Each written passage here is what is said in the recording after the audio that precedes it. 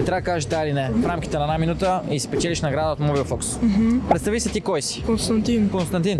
С какво се занимаваш? Уча. Какъв искаш да станеш като пораснеш голям? Архитект и бизнесмен. Кое е по-сложно, архитект или бизнесмен според теб? Архитект. Защо? Защото ти трябва няколко науки в едно, като изобразително, математика. Математика? Да.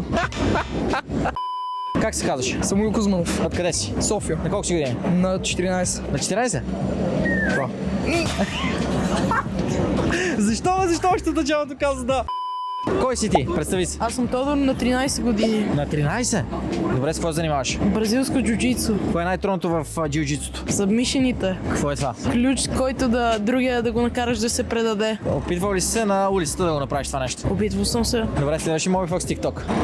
Защо? Защото нямам TikTok. Нямаш TikTok? Представи се кой си. Сашо. Сашо. С какво се занимаваш, Саше? Как колело? Какъв искаш да станеш като пораснеш? Не знам. Това ти е мечтата в живота. Съм милионер. Да си милионер?